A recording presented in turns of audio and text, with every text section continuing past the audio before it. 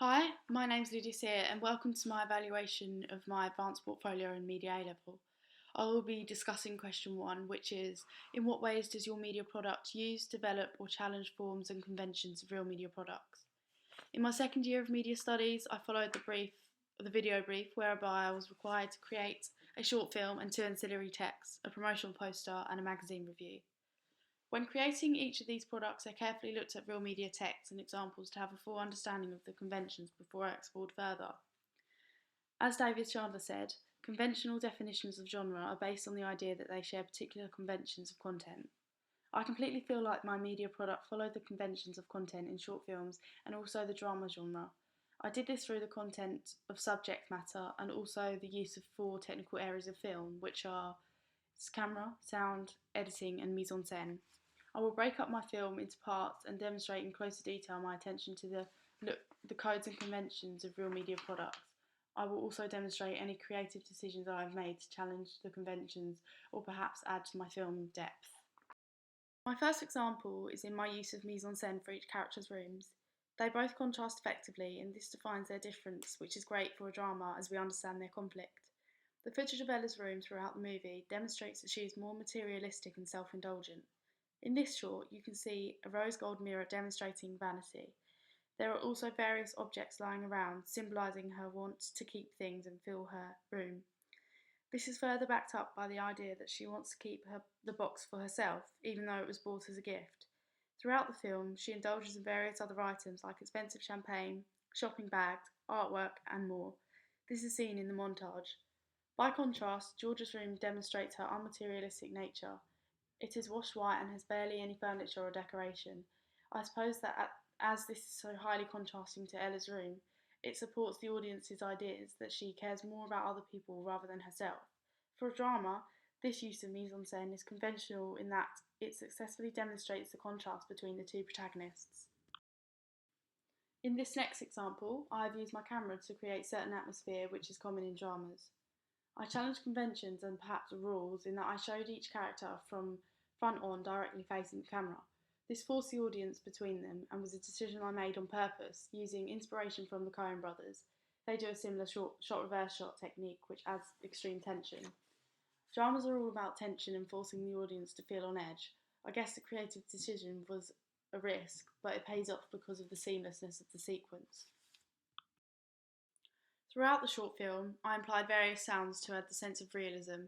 I needed the audience to believe the short film, so adding background sounds helped to encourage that. In this scene here, with the characters outside, I added a crowd wall or sound effect. I did this as a problem solver to mask over background sounds as it was filmed in a public area. Well, you can have it if you want. I mean, I'm sure my nan won't want it anyway.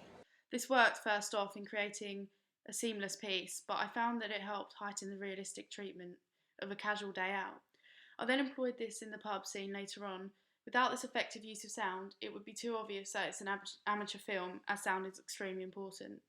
Apart from using sounds to create a realistic sounding setting, I also took advantage of using dark, tense, suspense music to add drama and an understanding to the audience when something significant to the story or characters has happened. I just don't understand where it all went. Well, surely you keep records of that. I've never gone overdraft before. Here you can see that I use music to emphasise the intensity and pity that we must feel for Georgia as she realises she is losing loads of money. Apologies for not reading very well. One effective use of editing was my use of cross-cutting, which is conventionally used to establish action occurring at the same time. It was essential to do so because I wanted to make it clear to the audience that Ella's box stopped working because of Georgia's cancelling her account. Cross-cutting is typically used in dramas as they're all about enforcing the importance of timing in a film. 2 very important things are happening at once, so it was fitting to overlap them. The shot reverse shot of Ella looking at the box is heightened in its drama by the juxtaposition of Georgia on the phone. If I separated these scenes, then the overall effect of each would not be as powerful. I also appreciated the use of editing in a montage, where Ella is seen taking advantage of the box. This successfully signifies time passing and delivers to the audience Ella's large amount of spending and self-indulging without dragging the story with unnecessary dialogue and extra scenes. For a short film and drama, this is probably the best move because it's only 5 minutes and you want to get the whole story in with enough time before boring the audience. After finishing my short film, the next thing for me to do was to create a suitable promotional poster. I needed to create a product that was successful and readable, therefore researched into media products to get an idea from the common themes. I started off with looking at common themes in film posters. I focused firstly on shapes and how they convey certain moods. I figured that I wanted my poster to be spacious and as it leaves the audience to their imagination, and I wanted to intrigue them. As a graphic student, I then went off and came up with an idea, making sure that my poster remained spacious. I actually created the title myself with pencil and paint because I really inspired by specific postmodern dramas. I think that the intense primary colours give the film a personal identity, but mainly it represents to the reader that this is an enticing short film reminiscent of postmodern artsy films. I added the smoke feature as I had seen similar motifs in mystery posters. This created a sense of wonder and mystery. After deciding that my original poster was unsuccessful due to feedback of it being too unclear, I decided to start again. I took a much more minimalistic approach to reflect on the film's minimal story and to not overcomplicate the viewer's opinion. I actually got some inspiration from Bill Gold, who is famous for his spacious and bold posters. The outcome was much more successful as it was readable as a film poster and its simplicity did not leave for any confusion. It is clear that it is a drama slash postmodern short film and therefore has followed the codes and conventions successfully. My poster wouldn't be readable without the typical and conventional features of a film poster either. For example, the credit block, the leading actors' names, and the dimensions of the poster. Without these essential features that I discovered through my research of codes and conventions, my poster wouldn't be successful and wouldn't be readable as a poster. For my next and final product, I needed to create a magazine review. I wanted to make one that was extremely following the conventions of magazine reviews because there is a lot of text involved. I looked at various magazine reviews to gain some knowledge of what they include. I analysed a few, looking into detail at important elements like use of an image, the motifs, and what features they include, like a rating or a large quote. I followed the conventions of using a photo from a scene in the film by using a screenshot. The protagonist was in this picture.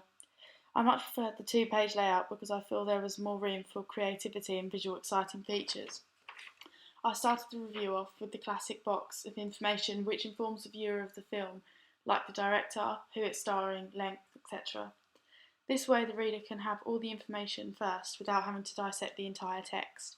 Another effective convention used in real magazine reviews is the verdict section, where the writer's opinion is shown with a 5-star rating. This again makes the article easier to approach and dissect. The classic use of a photo and pull quote is seen in many film reviews, so I continued the trend within mine. I feel it lends an ease to the read and helps the viewer further into understanding the overall opinion of the review. It doesn't overwhelm the reader with all that text. I added extra details like a predicted interest curve, a fact section, and a you might like this section to add more energy and character, allowing ease to the read. Finally, I finished the review with details like the page number and dates to add authenticity. The review definitely had character and was highly readable as a magazine review, thanks to my understanding and following of the codes and convention of others. So looking back at all three of my products, I think it's safe to say that they're readable as the product that they're meant to be. They were all conventionally similar to real media products. My film was successful as a drama throughout all technical areas and the narrative is clearly understood. My poster is bold and to the point, allowing for an easy read and understanding of the drama genre through the bold red. My magazine review stands out, can be easily navigated through and looks bold and energetic. I hope that this was easily understood and I have successfully shown how I used and or subverted real media products or conventions to create my own. Thank you very much.